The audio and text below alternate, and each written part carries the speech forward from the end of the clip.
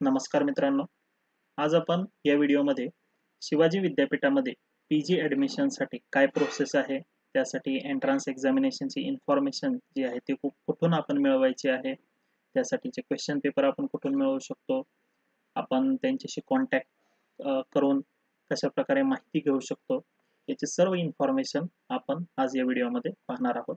तर त्यासाठी तुम्ही uniशिवाजी.ac.in या वेबसाईटवरती सुरुवातीला यायचं आहे. जर तुम्ही डायरेक्टली शिवाजी युनिव्हर्सिटी जरी टाईप केलं आणि सर्च केलं तरी तुमच्या समोर पहिली जी वेबसाईट असेल ती uniशिवाजी.ac.in अशी वेबसाईट असेल. तर या वेबसाईटवरती आल्यानंतर तुम्ही ॲडमिशन या सेक्शनमध्ये जायचं आहे. ॲडमिशन या सेक्शनमध्ये पहिलाच ऑप्शन आहे पीजी ॲडमिशन 25-26.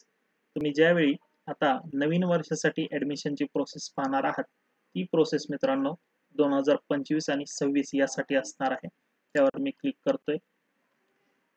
आता आपण ॲडमिशन या सेक्शनमध्ये पीजी ॲडमिशन या पेजवरती आलेलो आहोत. तर लेफ्ट साईडला तुम्ही पाहू शकता की for student information merit list जी असणार आहे, त्याचबरोबर कितवा राऊंड आहे आणि आपलं त्या मेरिट लिस्टमध्ये नाव लागलं आहे का याची सर्व इन्फॉर्मेशन तुम्हाला इथं भेटणार आहे.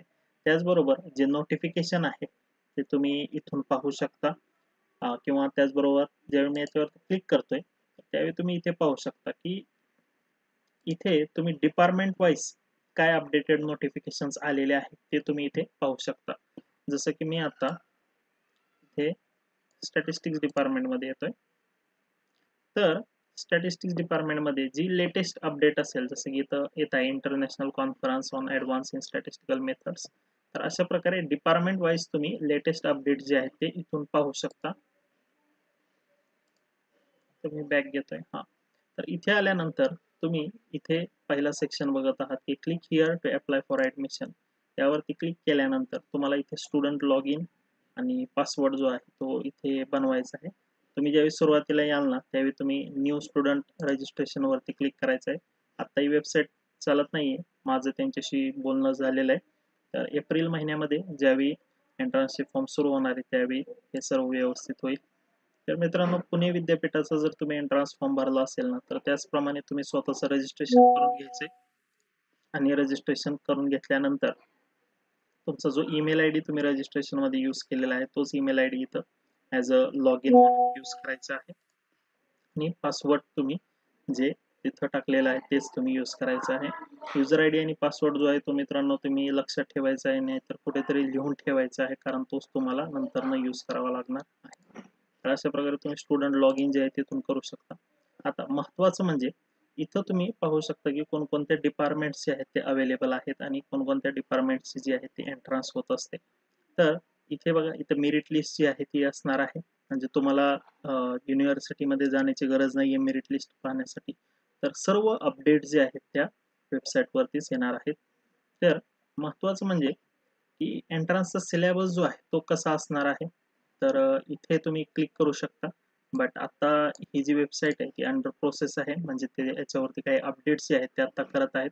त्यामुळे आत्ता तुम्ही इथून काय डाउनलोड करू शकत नाही. बट मी जो एंट्रन्सचा सिलेबस जो आहे तो पाहिलेला होता, मी कॉम्प्युटर सायन्स डिपार्टमेंटचा पाहिलेला होता. तर तो बेसिकली ॲप्टिट्यूड, रिझनिंग, इंग्लिश आणि त्याचबरोबर 25% जो सेक्शन होता तो तुमचा लास्ट इयरचा जो असणार आहे, म्हणजे तुम्ही ज्या सब्जेक्टमध्ये तुमचं ग्रॅज्युएशन कंप्लीट होणार आहे त्या सब्जेक्टचे थर्ड इयरचा जो असणार आहे त्याच्यातला 25% जो आहे तो सिलेबस एंट्रन्स एक्झामिनेशनसाठी असणार आहे. MCQ हीच टेस्ट असणार आहे आणि त्यामध्ये 100 क्वेश्चन्स जे होते ते दिलेले होते.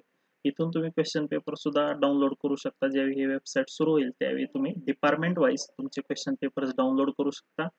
त्याचबरोबर आन्सर की सुद्धा इथं दिलेली आहे. तर इथे क्लिक करून तुम्ही त्याची आन्सर की डाउनलोड करून त्याप्रमाणे प्रिपरेशन सुद्धा करू शकता. तर इथे खूप सारे डिपार्टमेंट्स आहेत. तर डिपार्टमेंट वाईज मित्रांनो तुम्ही याची प्रिपरेशन जी आहे ती करू शकता, ज्या डिपार्टमेंटला तुम्हाला ॲडमिशन घ्यायचं आहे त्याप्रमाणे.